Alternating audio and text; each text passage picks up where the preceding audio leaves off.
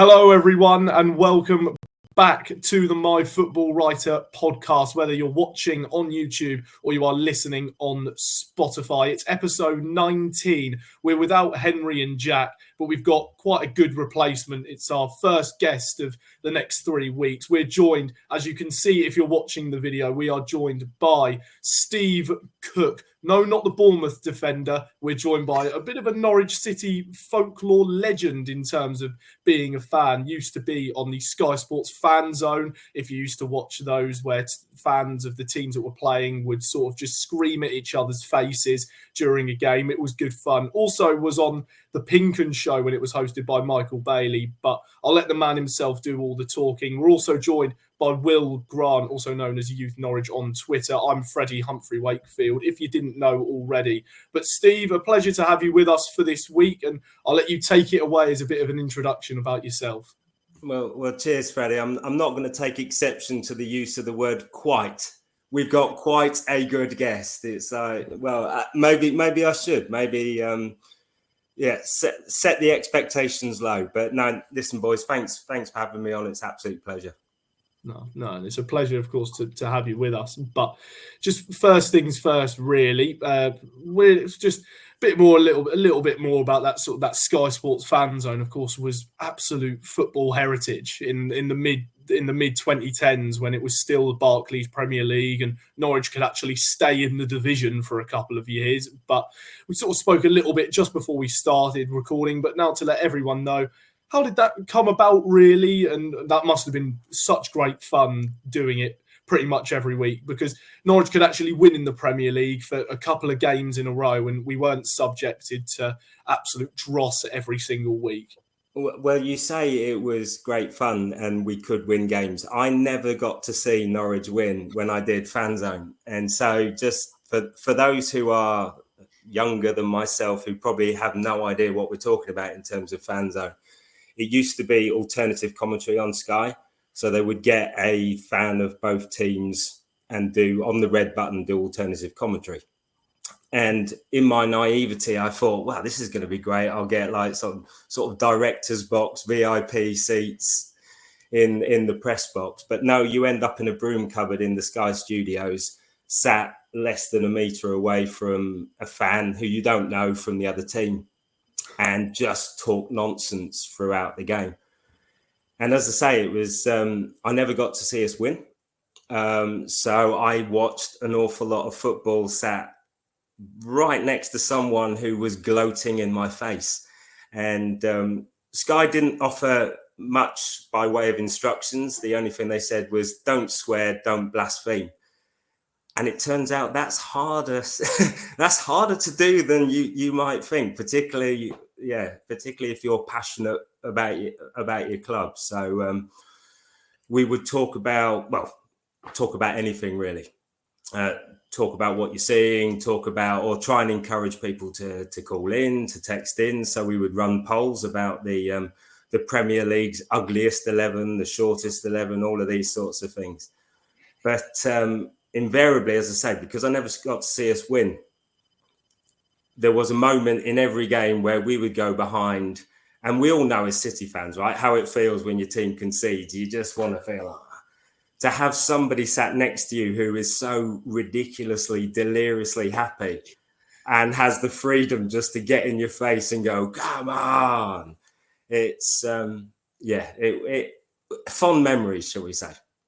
No, it must have been. It's a shame, actually, you didn't get to see Norwich win. I didn't actually think that maybe could have been a possibility, but no, I'm sure that there's out on YouTube or somewhere there'll be clips of it, and anyone can see sort of what you got up to in that little broom cupboard with an opposition fan. But no, incredible, of course. It's a shame that sort of went away, but maybe it could argue for the best, But anyway, no, we'll move on a little bit. I'll come to you, Will, now, of course. How have you been yourself, Will, over the last few days, of course? Well, and Norwich had a game at the weekend back after the international break against a former coach of theirs, Narcis Pelac, at the Britannia. Ended 1-1. But anyway, Will, before yourself and I and Steve get into that, how have you been sort of those last few days? Of course, back on the podcast, but what's been going on with you over in Hoveton and Wroxham? Yeah, mate, not too much, apart from Wroxham losing quite a lot in a minute, so that isn't too good. Yeah, but apart from that, mate, it's just good to have football back again, really. It feels like after all the Tuchel stuff and England politics as well, it just feels like it's great to be back watching club football. Watched so much football recently over the last week, and maybe because I didn't go down to Stoke, and fair play to everyone that did go down to Stoke, because it's quite a trek there, isn't it? So decent following there as well. But yeah, mate, I'm all good, really. No loss, so I'm not going to get too sad about my weekend. Yourself? Yeah, not too bad. No, of course, wasn't really able to catch any of the game, but a point away from home, that's all right. You know, if you win your home games and draw your away games, you're probably going to be right up there come the end of the season. And the real worry, well, for myself, the worry about that game, I'd love to hear both of your thoughts on it as well, of course. Going into it was about, well, how are Norwich going to work around the fact that they're up against one of their old coaches who, he said himself, he knows so much about the team. I believe he even said, Palach, about he's the reason as to why Borja Sainz is playing so well, because he knows him better than anyone, and that's why he did so well. Well, Sainz didn't score or get the assist against Stoke, so they nullified that threat, albeit Ante Siernat's got his first Norwich goal, which was lovely to see, and he looked absolutely thrilled, and his teammates did as well. And what a phenomenal assist from Sargent, who had the ball whacked right in his kisser from, I want to say it was a shot from Nunez, just got it right square in the face, dropped for Siernat's. Lovely finish, to be fair, from the Croatian youth international. Volleyed it right in the ground, and Johansson, the Stoke keeper, game of his life. If, of course, you pick one game of 46 to put in a performance like that, why couldn't you just save it for the week after? Save it for Tuesday night. Don't just leave it for the weekend. But anyway, back to the sort of the question I was getting onto. But Will and Steve, just going into that game, and now maybe after it as well, but sort of seeing what's happened and all of the media stuff that's gone out. Really, a point against Stoke and against an individual who knows so much about the team, that's certainly, I'd argue it's a good result, and it seemed a fair one. But what do the pair of you make of that, really? Will, do you want to you kick us off? Okay, mate. I'll try and set the bar high, but I doubt it. Yeah, I think first of all, Freddie, what you said about Johansson, he's a crazy good goalkeeper, and I think he's now the Sweden #1 goalie as well. So I think that just goes to show the quality which he has to Stoke. I think if you ask any Rotherham fan though last season, Freddie, I think most of them would have said that Johansson was probably their best player across most weeks as well. So a very fine goalkeeper for Stoke, and it feels like for once Stoke might have signed somebody pretty good for them, because it always feels like their transfers over the last few years have been a bit hit and miss. So very, very good news for Stoke. But yeah, in terms of the game, good result, I think.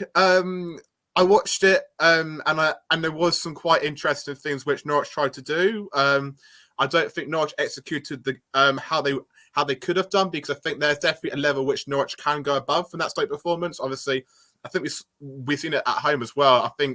I still think there's still quite a big drop off in terms of our home performances and away performances. Mostly comes down to control, I think. I just think at home, as I said, multiple weeks actually prior to the game on Saturday, I just think the way we play at home is like a top two side at home, just so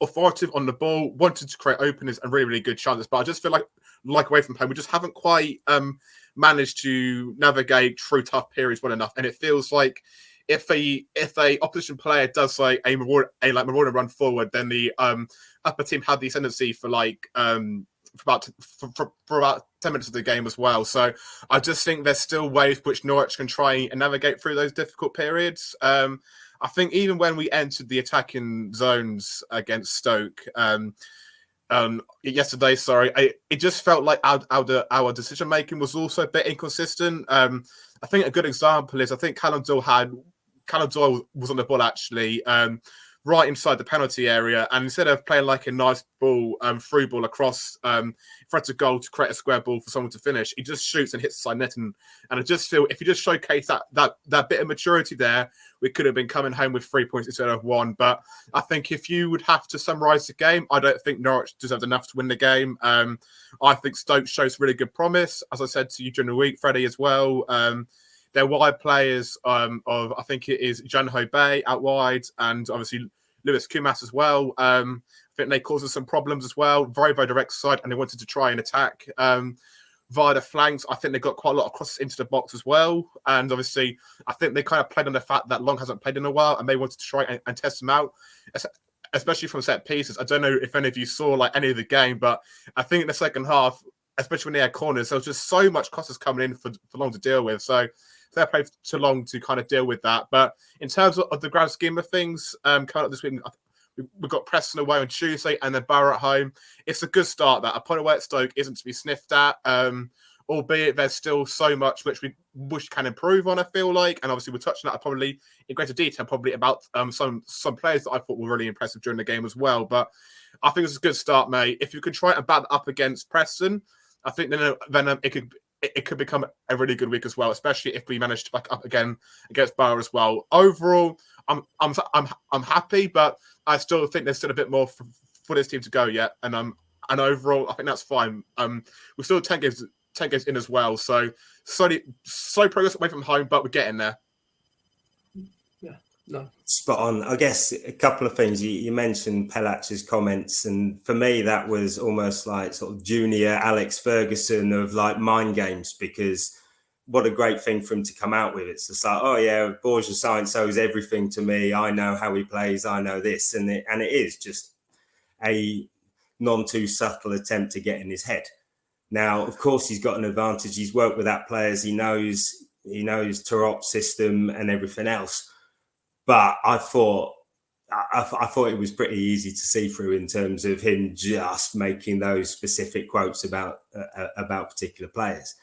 I think the other point that's quite key in that was Nunez's influence, because when he went off, we did look a different team. And it's interesting because under Turop, which is system based, as opposed to, if you look at under Wagner, we were very reliant on 2 or 3 individual players.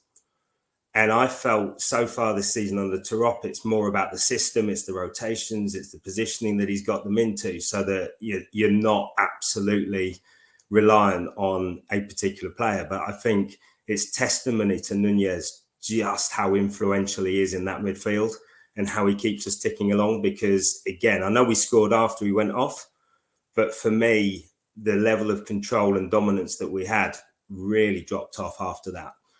But I think the last point, and Will touched on it, is these days everything is black and white, right? We're either brilliant or we're rubbish, and there is that sort of lack of middle ground. And I think to get a point away from Stoke is good. I mean, it's a cliche, isn't it? Everyone uses it. It's like, oh, can he do it away at Stoke? It wasn't a Tuesday night or a wet Tuesday night, but it's seen as a sort of test of the Championship, this kind of rugged challenge that your team will face. So a point away at Stoke is brilliant in real terms. But these days it has to be, it's either like, oh, we're gonna finish top 2, or oh, we're gonna get relegated, as opposed to going, we're a team in transition. We're under a new manager, 10 games in. It's going to take time. And I'll be interested in your views. Start of this season, I had us lower mid-table. That was my expectation, because I thought, okay, it's the sort of throwback to the Farker era that you're going to go, it's going to take time for him to kind of embed his system, to embed his thoughts, to get players, to get those players settled in. And what we've seen so far is, for me at least, more encouraging than disappointing. So I can live with an away point, but obviously some people can't, because it's like you either romp the league and you finish with record points tally, or everything is doom and gloom. Whereas you sit there and go, yeah, there was a lot that could be improved and will be improved, I think, in that performance, but a lot of encouragement as well.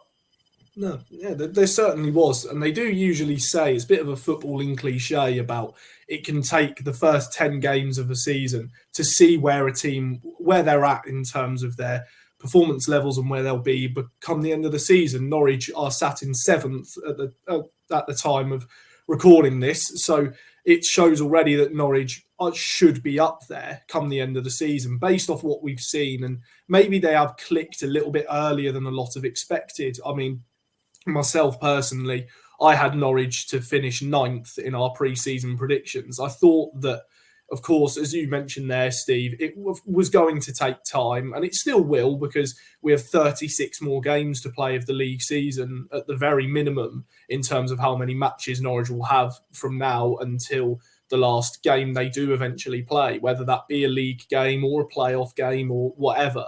But I thought that we had the quality of individuals to get us right up the table. That still could end up being the case. It maybe the wheels could come off. But I do think that with how Norwich have started and the way in which they are playing and the way in which Johannes Oftorup, he always admits, even when in a glorious win or a bit of a disastrous defeat, he always can he can notify as to where he feels as if it went wrong or where we could improve. And that's very refreshing. And again, it links back to it will take time because there is so many little minute errors that Norwich can correct in the way they play. And that can be coached into players who, again, are going to take time to really settle in. And some players have really just completely kicked down the door in terms of how well they've started the season. There's been a few who maybe still aren't fully settled in just yet. Of course, we've had a lot of new players come in as well into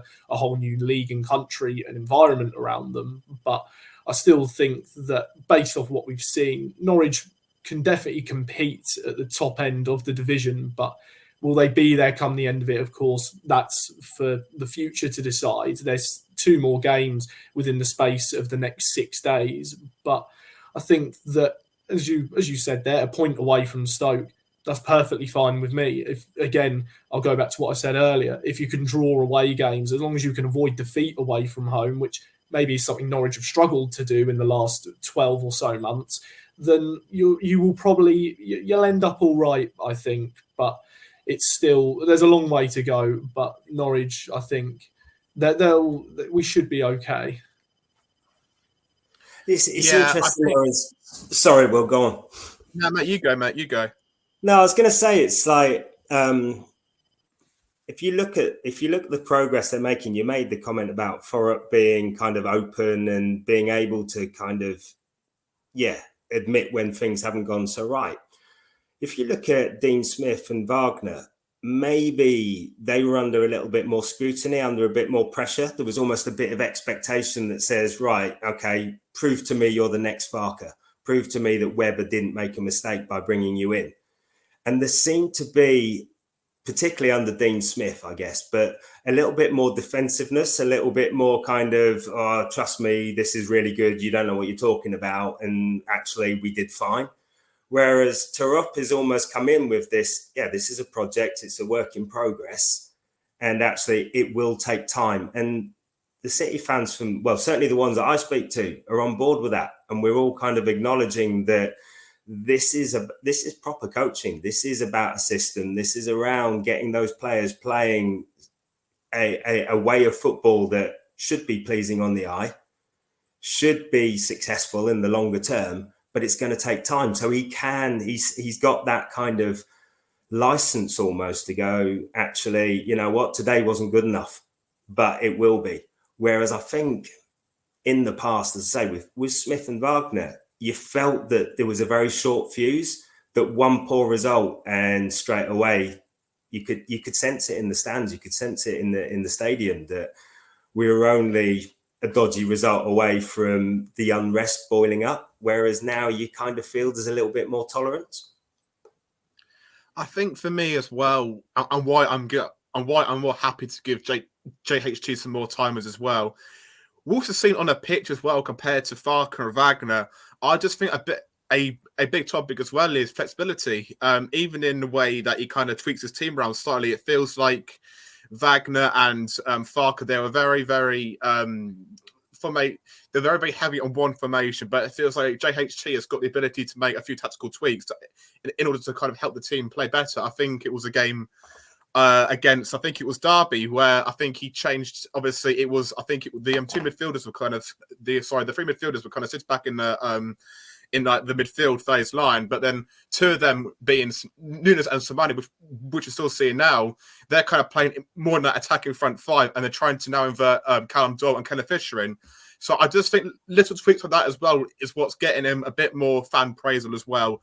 And I think that's really, really important as well. Just if you can kind of acknowledge the tactical tweaks which JHT is making to different opponents, then that's great. And I think, Freddie, what you said earlier about Norwich just being outside the playoffs right now in terms of getting a picture of where we're going to finish this season, I think that's quite a fair result, really. I mean, we're like seventh in the league, and I would kind of feel like that would kind of be a similar trajectory across the season, really. I think there's quality there, which Norwich can get some really good results away from home.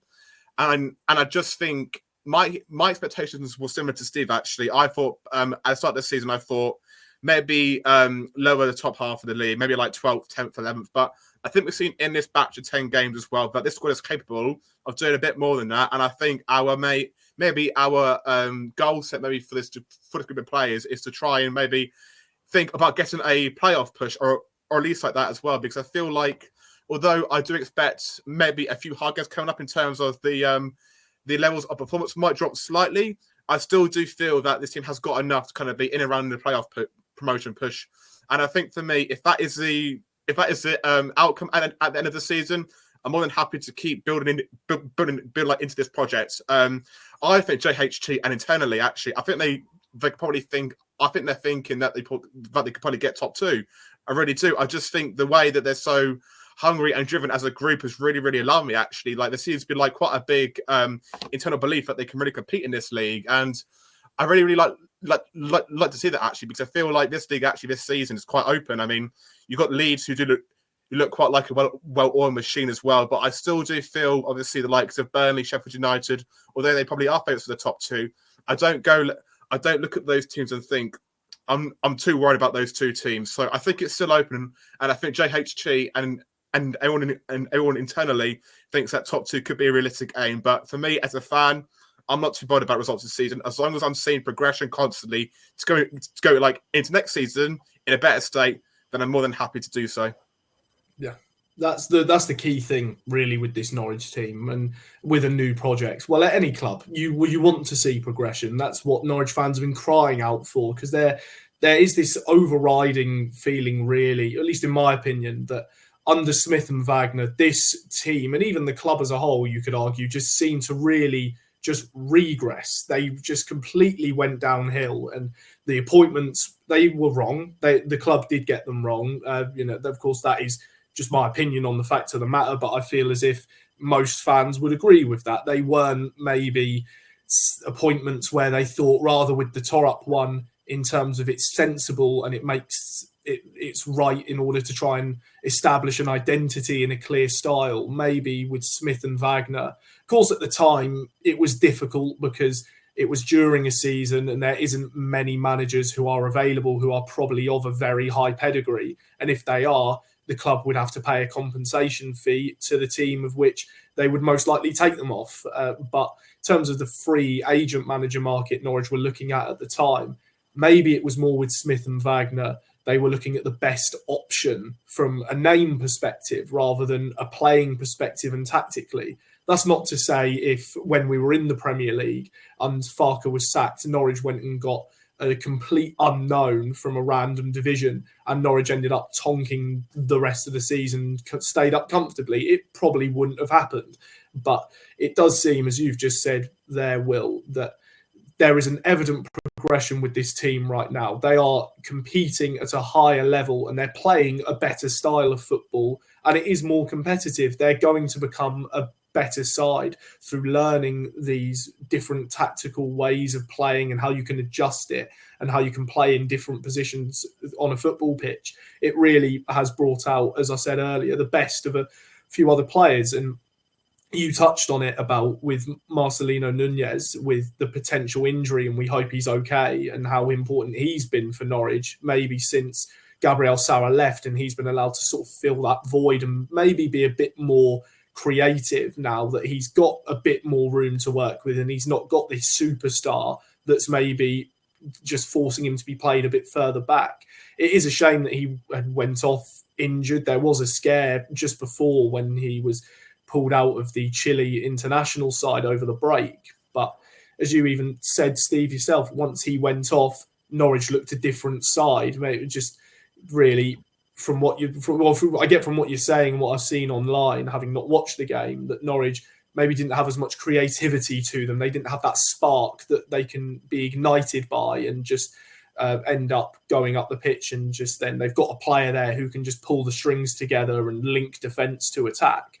But maybe without Nunez, if that is a serious injury, are Norwich maybe in trouble over the next few game weeks? Of course, 2 in the space of a matter of days away to Preston, and then they've got to play Middlesbrough at home, 2 teams who are challenging well and have been right up there in the playoff mix sort of over the last few seasons. But without Nunez, do this Norwich team maybe, when they've got injuries to key players, could that be really where we start to see, could it be that still Norwich are relying on these individuals even when they're playing a very good brand of football and they just seem that little bit better as a cohesive unit? So I'm going to caveat these next statements by saying, like, let's be honest, anyone who has their pro license is a fantastic coach. So I can sit there and criticize Dean Smith or David Wagner, and we all can. You hear it on Canary Call, you hear it in the stands. But the fact is, those guys are leagues ahead in terms of their thinking and their knowledge on how a football game will work than the likes of us or whomever. I do happen to think that Torop is, in terms of what he's trying to implement, it is, again, a level above what we've seen over recent seasons. So for Wagner, I think he was overly reliant on individuals. He had a way of playing, but in terms of a system, it was more about the principles. It's like, oh yeah, we'll have a high press, or we'll do this. And ultimately what his game plan was like, Gabby or Johnny, can you score me a goal, please? Dean Smith, who is considered to be quite a progressive coach in coaching circles. I mean, I always remember him talking about, we like to set the players' problems, or we like and allow them to come up with solutions. And you think, again, that's kind of forward thinking. But if you're playing square pegs in round holes, so you are playing Josh Sargent as a right winger, it's no use saying, go on, Josh, sort it out, son. You know, I'll give you the problem and you come up with the solutions. But in terms of what Torop's doing with his rotations and his positioning and his movement, it is at least to the layman like myself, it's a level above what we've seen. And you would like to think that a reliance on a system, a reliance on rotations and positioning, that it does kind of mitigate that reliance on key individuals. But you guys will know this. It's like every team is always going to be reliant on 1 or 2 players. If you take 3 or 4 players out of any team in the Championship or the Premier League, they are poorer for it. And I was watching the Stoke game, and you know, as the second half, you thought, we've not started well here. And I was kind of looking, he should have done this, he should have done that. And I'm going, you're talking about an 18-year-old, a 20-year-old. And I guess, the exciting thing for us as City fans is maybe this season is outside the playoffs, but the development and the potential within that squad is huge. And so again, you kind of think, well, it's a lot easier to be tolerant of a result like that or a performance like that when you feel that the overall direction is positive. And I guess one point I'd make is we're almost in this holy grail of having a bit of a clean sweep, because if you look at how your average City fan gauges what's happening at the club, first of all, it's on the pitch. So you look at the players we've got, and of course that's linked to the head coach or the manager. Then you go into the kind of, sporting director, stroke, chief exec, that kind of role. And ultimately you look at ownership.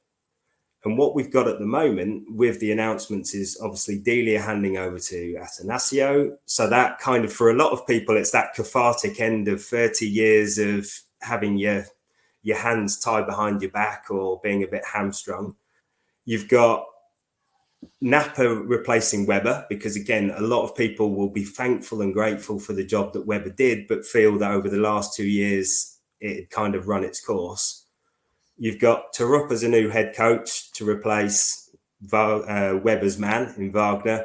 And you've got a new crop of players that are young, kind of look full of excitement, full of potential. So for me, and maybe, I'm normally known as being a bit of a grumpy old man. So like the fact that I can kind of go down to Carrow Road and go, actually, do you know what? This is good. This is all right. I get what the club is doing, and I don't have any kind of inherent issues or problems, because I'm going back to, when you look at Napa, the fact that he was, in the early days when he was taking over, it was like, oh yeah, well, is he just a poor Webber replacement? And actually, ultimately, if he fails, it's all Delia and Michael's fault.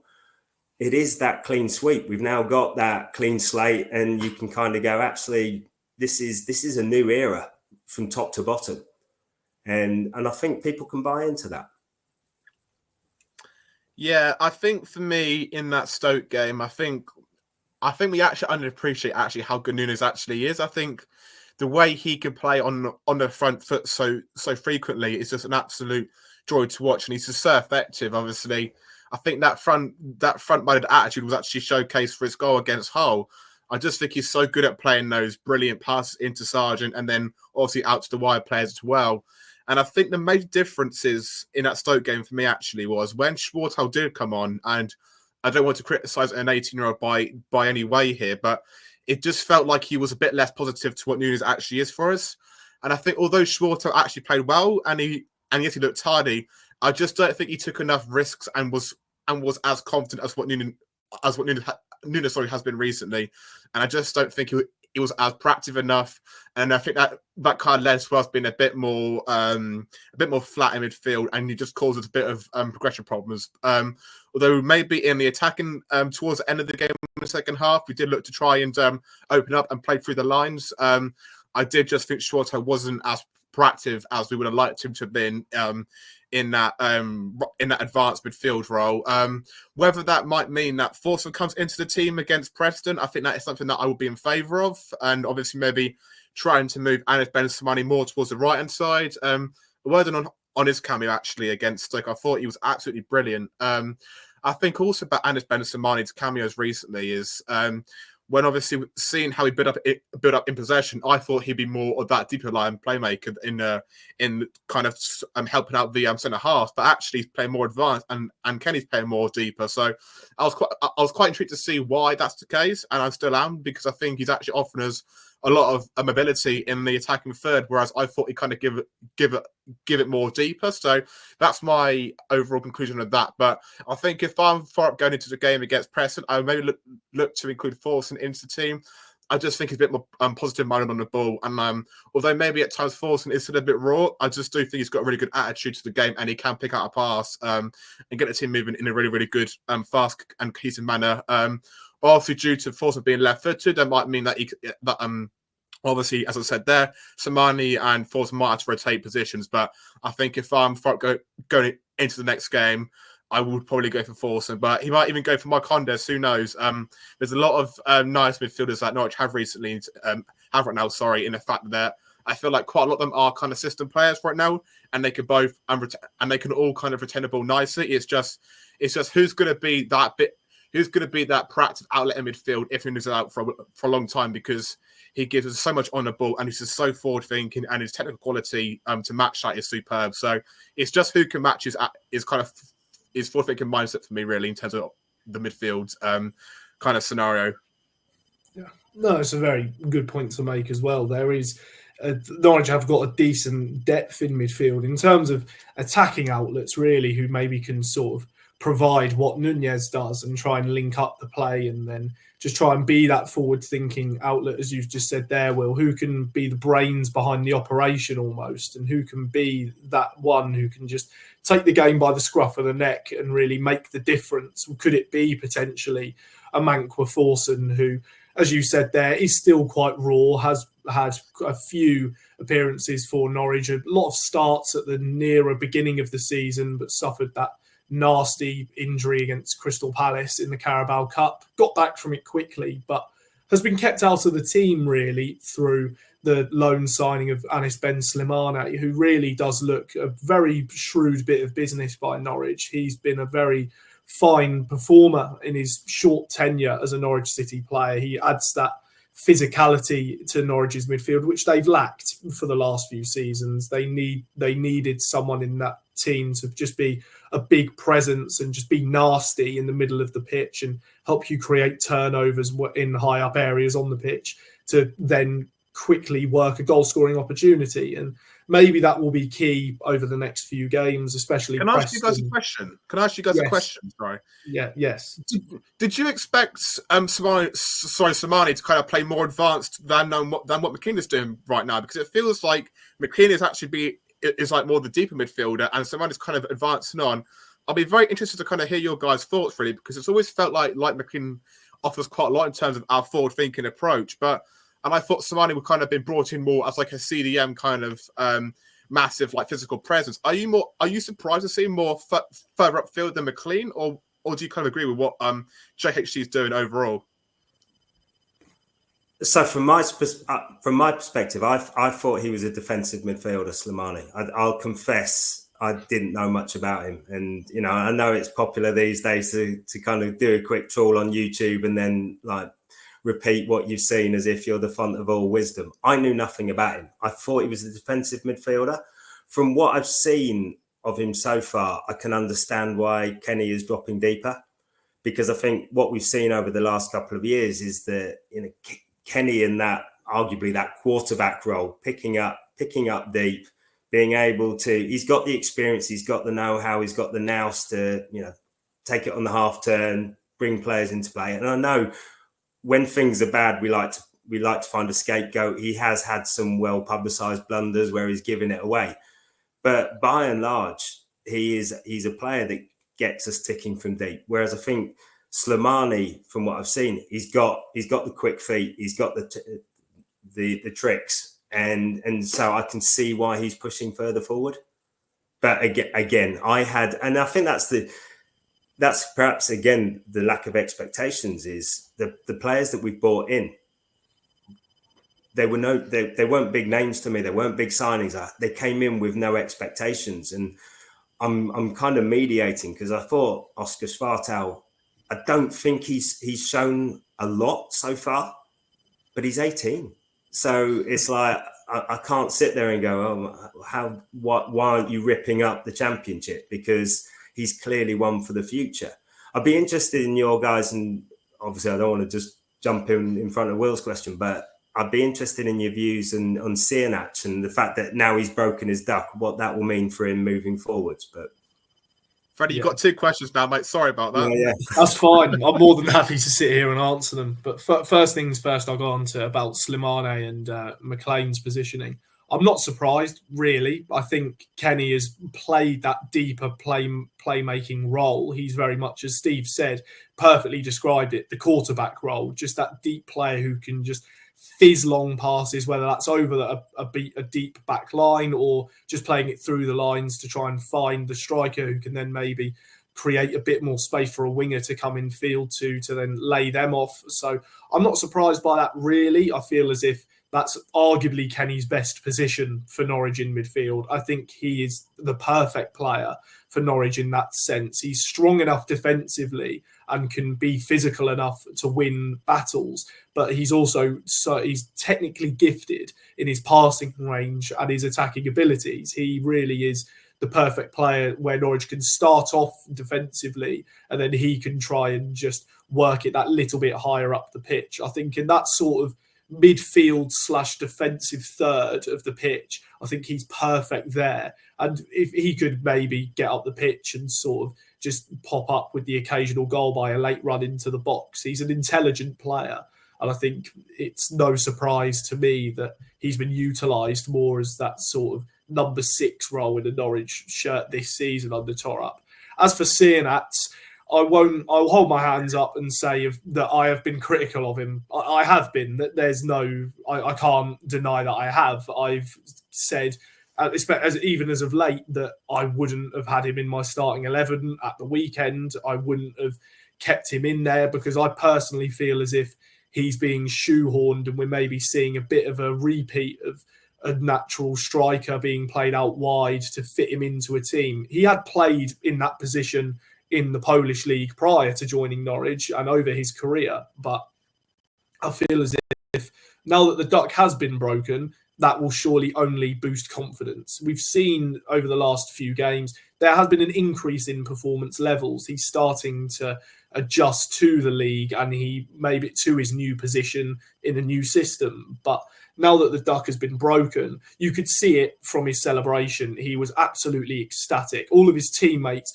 run straight to him just with joyous shouting in his face. They were all just delighted for him. Of course, still so young, 20 years old, will be approaching 21 soon enough. But that's another thing, and you alluded to it as well, Steve, earlier. We have got a very young squad now. These players, you have got to be patient with them as much as the manager. And again, I'll hold my hands up. Maybe I was losing patience with seeing that's just a little bit, but I'm delighted for him, and hopefully it's the first of many goals. But I do think it will add confidence for him, and hopefully he can keep on that run of form and say he scores maybe another one against Preston in midweek, or he scores against Middlesbrough instead at the weekend. 2 goals over a 3-game period for someone who hadn't scored prior in about 7 or 8 performances in the Norwich shirt.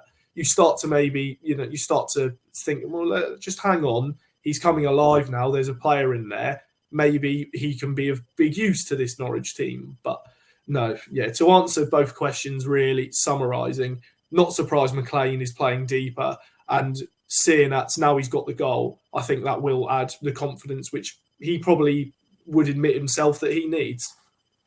It's a great point you make about his positioning, because for me, so far, there's more than a hint of Josh when he first joined us, and when Pukki was clearly the player to play through the middle. So it's like, Josh can do a job out wide. And you sit there and you go, well, he can, but actually he's better through the middle. And I do wonder, as you say, whether you spent money on him. He's a prospect, so you want to get him into the team. But I'm wondering whether he was brought into the club as ultimately as Sargent's successor. So we know he will be sold, right? Josh is on a trajectory. He is worth money. He will be at some point another big money signing or big money departure. And I wonder whether Sienats has been earmarked as, okay, you will be the next number 9 down the line. But for now, you play your role here, you find your feet, you adjust to a new system, you adjust to a new country, you kind of just go through the growth that Josh has. I just think for me, while we probably haven't seen the best of Sienats yet as well, I think it's probably down to JHT's tactics and just not him. I think in obviously the first game against Sheffield United, we saw him more kind of operating more as like a right inside forward, but it feels like now we've kind of tweaked our formation slightly, and he's got to be the one that provides the width, because obviously beforehand it was Jack Stacey, and now obviously it's Ante Sienats. I think Sienats still is probably a better player in that like right hand pocket, so and drifting in more centrally, whereas now it feels like he's got to actually start out quite wide. And I don't think when he came to Norwich, that was his game before he came here. So I think bearing that in mind, I think he's had to contend with some tactical issues in terms of how like he can try and find his feet as like a wide outlet from the right hand side. I think obviously JHT wanted some speed on that right hand side, but I think actually more his game is actually sharp turns inside and then shooting or playing a progressive pass forwards, like we saw against Leeds actually, with like a lovely reverse pass back to Sargent before he got clipped over. So I just think for Ante, I think he's had to consider like a bit of a tactical issue in terms of he wants to be more of like an inside forward off the right, instead of like an actual like wide outlet as a winger. And I think that's probably why we haven't seen the best of him as yet. But I think now he's showcased his adaptivity, and he has showcased that he can be a really, really good outlet on the right hand side. And as I said during midweek, Freddie, I think although he was signed for a lot of money, and there's long term potential there, I still do think he has to add some value in the short term, because £8.5 million for Norwich is quite a lot of money. No, it is. And I think maybe that's another element as to why there's been quite a bit of maybe scapegoating towards him from a few fans. I mean, myself included. Again, I will hold my hands up and say that I have been critical, but it's more, I think it's more just down to the fact that Norwich did spend a lot of money on him. We sold Adam Eder for £8.5 million to Celtic, and straight away that money was all of it was spent on Ante Ciernats, and with a heavy price tag, there comes big expectation. I think that's, for me personally, that's a reason as to why I was not really getting on board with him as much. And of course, now that he's scored, I can easily go and think, oh, he's absolutely brilliant now. He's scored now. He's going to be 20 goals this season, Golden Boot. We win the league. And he'll be perfect. And no, it won't be that. But again, I think now that with the goal that he's got, I think it will give him that little bit of time now for people just to sit back and think, right, he got the goal now, brilliant for him. Now can he kick on? That's the big question surrounding Ciernats now. Can he kick on and keep up a good performance level and crop up with some big important goals to keep him in the team? Of course, Norwich have a lot of different attacking outlets as well. They've got Kai Gordon, who can play on the right side, who is on loan. And maybe at least there was that argument over the last few weeks, or for myself, and maybe other fans as well, that Gordon being on loan maybe should be prioritised, because otherwise he'll be unhappy with game time. Maybe Liverpool will be unhappy with game time. They can cut it short, and we have a bit of a Marcus Edwards situation from a few years back. But I do think that, as I've already said a few times, I'll sound like a broken record, got the goal now, mate, and that will buy him a bit more respect from Norwich fans potentially. Yes, it is a big price tag, and everyone wants him to do well. Any player at your football club you sign, you want them to do well, and you can get a bit frustrated when maybe it doesn't work, and you think, oh, we've spent all this money, and why did we bother? They're not good. We could have got all these other players. But again, it's a key thing with Norwich this season. Time needs to be taken, and everyone will eventually adapt. But no, it's good for him that he has cracked on now, and he's got that first goal. But just sort of looking again to that week ahead with Preston and Middlesbrough, again, as sort of said earlier, tough tests for Norwich. But how do the pair of you, Will and Steve, how do you think Norwich maybe can get on over that? Again, it's a quick turnover, and there'll probably only be 1 or 2 training sessions in between each game, or maybe even in total over that 6-day period. But 2 difficult tests again for Norwich, and especially with Preston away from home. But how do you think that they may fare? How, if any, maybe what do you think? What do you think the points tally will be out of the potential 6 coming out from sort of this time next week? Really. So I have to admit something here and now, is that actually the Middlesbrough game is commonly referred to in this house as the Cook Derby, because my father's side of the family are all Teessiders, all Middlesbrough season ticket holders, and we have a regular tradition, which is we go up there for the away game, they come down here. So quite honestly, City can do anything against Preston. They can stink the place out as long as we beat Borough next Sunday, because honestly, the rivalry and the chirp that happens depending on the result is far more important to me than anything. But I think, again, it goes back to your point, Freddie, is that if you can draw your away games, win your home games, you're averaging 2 points a game, and you're going to be right up there. So with City's record, and I believe someone said to me that if we go unbeaten on Sunday, it'll be over a year at Carrow Road, and that's phenomenal. That's absolutely. I mean, you'd normally need COVID or lockdown for that kind of record, right? Just don't play for a year. But what they've achieved at Carrow Road is phenomenal, and so you'd like to think they'll get a result there. I think Preston away, to my mind, falls under the same kind of banner as Stoke away. It's like you roll the dice, you take your chances. It's like we could nick it, we could get well and truly beaten, or we could come away with a draw. If we can get a point, I'd be happy. But still, I think at this point of the season, for me, it's about the performances. You want to see that progress. You want to see that actually they are adapting to what he wants them to do, because I'm not raking up the past, but you look at Wagner, his record towards the end of the season got us into the playoffs. But the performances left you feeling a bit, really? So even though he was picking up the points, you kind of go, yay, but no, not yay. It's because I don't really like what I'm seeing. So 10 games in, it's that kind of like, I want to see progress. I want to see that the players are adapting to what he's asking them to do. And it gives you that kind of hope for the rest of the season and beyond, I guess.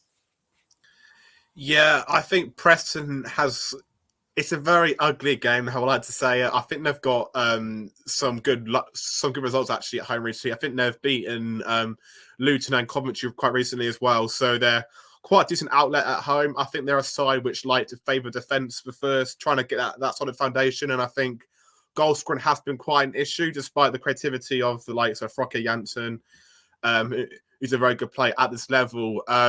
I think this game for Norwich is going to be a game where Norwich are going to have to try and break down quite a rigid shape again. I think we saw against Stoke that they played a very, very good and tight 4-4-2 shape centrally, and Norwich just couldn't find any space, especially at the start of the second half, to try and break them down. And I think it's going to be quite a similar task as well, obviously. I think we are set up quite well structurally to try and avoid counter-attack opportunities against us, albeit that I still do think teams are trying to capitalise on Callum John's lack of pace to try and get at us. But I do think we do have a very, very good basic foundation to try and combat that. But yeah, Matt, I think it's going to be a game where I don't think it's going to be a pretty game on the eye. I think it's going to be one of them which Norwich are going to have to try and grind down. And I think it's one of those also where you want to try and get an early goal as well, because I think the longer the game's 0-0, I think the longer Preston have got a better chance of getting a positive result as well. And in terms of the Borough game, I must admit, and I'm sure I'll impress Steve's father's side much here. I'm a huge fan of what Carrick's doing at Borough, actually. Looking at the underlying numbers, they are a very, very good side. And it just feels like right now they just can't get the rub of the green. Maybe it's a bit of them being a bit wasteful in both boxes. They aren't being clinical enough in both boxes, and they are making a few errors. I know I think a former player down the road yesterday made quite an alarming mistake for them for one of their goals, just completely lost the ball at quite a crucial area, and Bristol City managed to score. But I like a lot of Borough's players, really. I think they've got a very, very good core in the likes of Hayden Hackney and Aidan Morris. I think both of them are brilliant at finding forward passes. Finn Azaz is a very, very good player as well. So good on the half turn, and he can produce really good chances as well. Look, we've seen with Borough that they can go away to West Brom and get a very, very good victory, and they can obviously trip up at home against Bristol City. So I think Borough had the potential to try and get something against us at Carrow Road. And I think it's two teams, especially at home. Two teams, especially on Sunday, which I do see a lot of. I think both Carrick will fight with one to try and exploit the central areas in the pitch.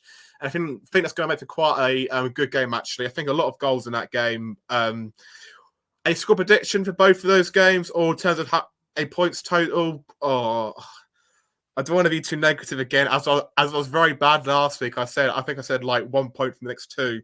You know what? If you beat Preston, you know what? I'm going to go for a win against Preston and a draw against Borough. I think if we get an early goal against Preston, we should be okay, because I think we are quite a decent side defensively. But I think against Borough, I do quite like Borough, and I do have them as like a little wild card for a top two promotion. But they have to improve their results in terms of consistency, because they've got some great players at this level. I just think if they can click at the right time and get in a run, then luckily for them anyway, I think they can be a very, very big force in this league. But I do generally think that, and we could be paying them at a very good time for us, because I think they are definitely a team to be wary of, and they could cause us an upset. But 4 points for me in the next few games, and if we can get 4 points and a Jack Wilshere through the door, I'll be happy. How about you guys? Yeah, no, I wouldn't mind it. 4 points would be quite nice. No, well, for Steve's sake, I hope we batter Borough 5 or 6-0. But usually it's the other way around. That's the problem. It was the other way around not too long ago up at the Riverside. But I do think there'll be interesting games. Preston will be, as you said, Will, I completely second it, not going to be a pretty game to watch. It wasn't when we went to Deepdale last season, and that was the last game of the season. We won. We won 1-0 thanks to individual brilliance from Gabriel Sarra in a David Wagner team. Shock horror.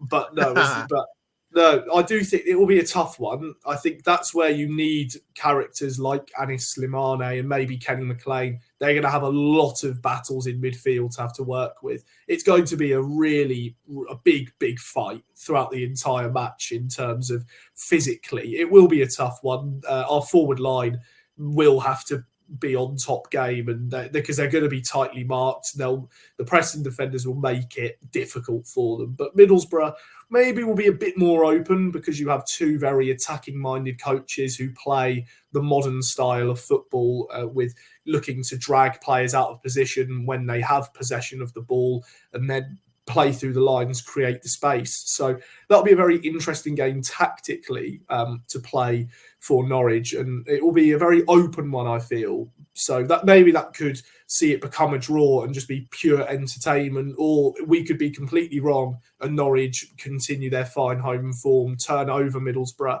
and have a year unbeaten at home. But they'll be very good. They'll be good fun, and hopefully Norwich can come out of it injury-wise unscathed, and they can come through it getting quite a few points along the way as well in a tough period for them where 3 games a week, never pretty, and of course you have a big turnover from each game to another.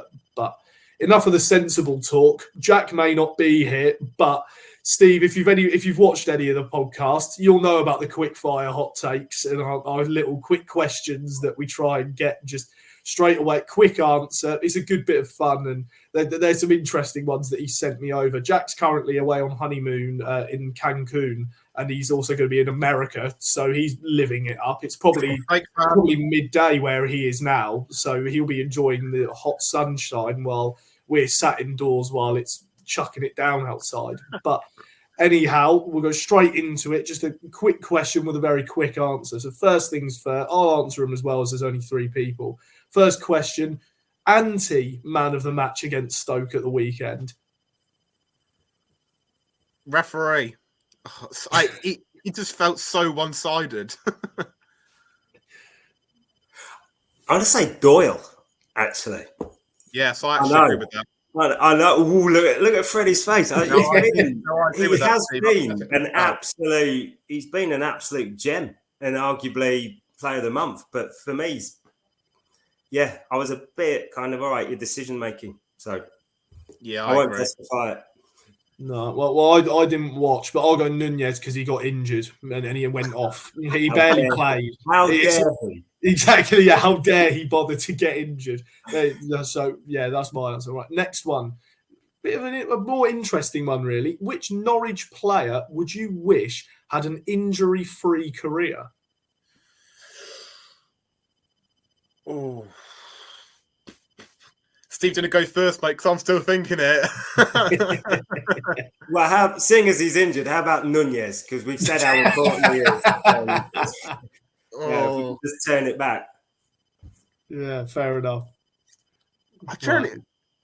Freddie, can you go first here, mate? No, yeah, I'll go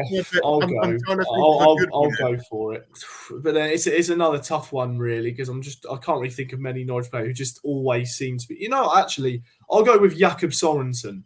I think with the versatility he possesses, I think without quite a few he always seems to get long-term injuries, but I would have loved to have seen how he would operate even under Torup and in other managers as well. I think there really could have been a proper gem in there.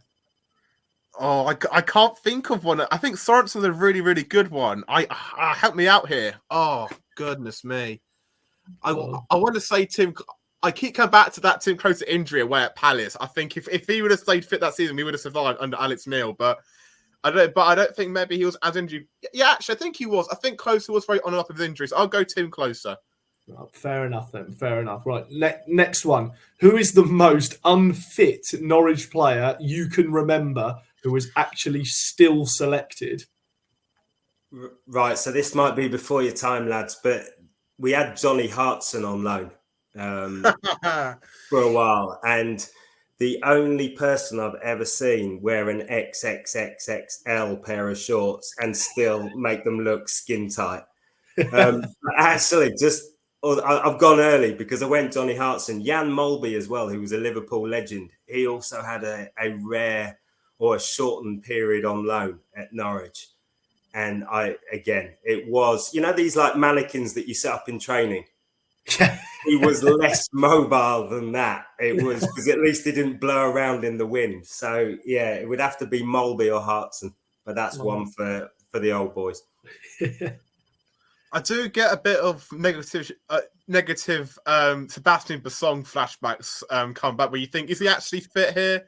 But I'm going to go for a little underrated one here. I'm going to go for Moritz Leitner. And the reason why I do say that is it's a very, very wild one. I just felt like defensively he gave us nothing. Like there was no defensive bite at all. And I just feel like he just kind of like there wasn't enough like work right there. And it felt like Tete was having to cover like 2 lots more ground than what Leitner does. So I'll go for Moritz Leitner. Not good enough. Well, if I agreed with you, I'd basically be slagging myself off because every single teammate I had throughout my whole career would have said exactly the same. He does nothing defensively. I have to cover his lazy backside. So I can't agree with that. I'm going to go with Gary Hooper. He had the frame of a builder. He had the frame of a guy right off the building site. I have no sleeve as well. Exactly. I have no clue how Gary Hooper scored and played in all these massive leagues and competitions. I think he's playing for Kettering Town now in the 3rd tier of non-league. Yeah. But honestly, whenever I watched him play for Norwich, anyone around me would just go, "What is he? He's just overweight." And he looked it. Whenever I watch highlights, especially his screamer against Swansea, the volley, it's like it's no wonder he chested it down because he stuck out. That's an amazing shout. But no, he was on his day. Gary Hooper, a very on his day player, but he was phenomenal at times. His volley against Swansea at home. Do you remember that? Like I think it was Premier League. He just absolutely. That volley was one of the best because I think I've seen at Carrow Road. It's an absolute beauty. He catched it so well. Lovely against Swansea. I always remember that against Swansea. Yeah. Hoop, there it is, isn't it? Yeah, exactly. Yeah, that top player, but could have used with a bit more time on the treadmill. Gary Hooper. No, but he was all right in the end. Right, next one. I'll say our penultimate one. What is the worst goalkeeping display from a Norwich goalkeeper you can remember? I think McGovern against Villa is up there recently. I think at home that 5-1 defeat. I think that is definitely up there. He saved a penalty in that game. No, but he wasn't very good, mate, across that game. They weren't good enough. This one's easy for me, and you'll remember Mickey Theocletus, Colchester 7-1 on the opening game in the League One. Can we actually add as well? Tim Krul against Burnley, I think it was in the Dean Smith season, where like he just played it out to like Nathan Teller. Oh yeah, that goal. Yeah, I think Tim Krul actually against Burnley is probably up there as well. Not a great shift from Timmy K that night. I'm gonna die on the Theocletus Hill. That is honestly the most garbage performance I have ever seen. I mean, you'll all remember I think he got dropped, and then he was going to get played for the reserve team and didn't manage to make it down to the ground. So they even said this is the first keeper who can't even catch a bus, and it was that bad. It was that bad, honestly. Yeah, no, I was going to say Theocletus, but I was only about 6 years old, so I can't go with it because I can't really remember it. So you would have been in therapy from the age of 6 till now if you had a Honestly, as a 6-year-old kid that sits there and goes, I idolise these players, you would have been like, somebody make this make sense. This is a professional footballer and he's doing that. I mean, it gave me an alcohol problem for the best part of 3 years. Because it was I wasn't this young, starry-eyed kid kind of going, when I grow up, I want to be, well, I don't want to be him because he's garbage. But it was more like, why am I paying for this, to watch this nonsense? So, Brilliant. We should have paid for the therapy, Theocritus. No, but I'll go. This is a difficult one because I never really sort of. I can't remember too many absolute honkers from goalkeepers, but I'm going to go with George Long. Unfortunately, I'm going to go with George Long. Very recently, it was when we played Watford away. We were 2-0. Oh yeah, that one's up there. And he should have saved 2 of the 3 goals. I feel for the bloke because new contracts and whatnot. But sorry, I feel for the bloke, but he's not. He wasn't up to scratch that night, unfortunately. Let me put a quick question in then. George Long, on his performance against Stoke, is he a hit or a miss? I'd say a hit for that performance. I think he did well. He definitely had a good. It was arguably his best game in a Norwich goalkeeper shirt in terms of a full 90 minutes. I think he was a lot better, but I don't think many people have sort of been raving about it because they feel he should have saved Manhoef's effort. But I think he was a lot better than what we usually see of him. That's for sure. Yeah, I just think he's short, so I think I kind of like lets him down a little bit. He isn't exactly tall, is he? But no, actually, I thought, to be fair, especially from those corner situations, I think he did very, very well because they were pulling them in. So fair play, George, a hit for his performance against Stoke. Yeah, if just going back to that question about Norwich goalkeeper, I'll go for what if it wasn't in a Norwich performance, but he's a Norwich player now. Angus Gunn, Leicester 9, Southampton 0. I think that's quite an easy one to go for. Yeah. Right, and then our very last question. It's not Norwich related. It's pure nonsense. Basically, for anyone who's been watching as of late, Jack likes to make a little bit of a joke about Will sometimes being late to recordings because he's eating his Sunday dinner and his pudding. So this one is a pudding question. Which one do you prefer? Fruitcake or jam roly-poly? Jam roly-poly, 100%. I love a jam roly-poly. Fruitcake. I have nothing to add. No, fair enough. I'm going to go jam roly-poly. Bit of custard. On there. Good job. 2-1. Yeah, roly-polies have it. Yeah, exactly. Roly-poly. Let's go. Auntie Bessie, she cooks them up real good. No, she's a legend of the dessert game. But anyway, after a bit more nonsense and actually quite a very sensible, actually very good in-depth talk. No, it's of course Steve Cook, our guest. An absolute pleasure to have you with us this week on the MyFootballWriter podcast. It's been excellent to have you and some very good and insightful and knowledgeable things to bring, which is great for us because we never do that.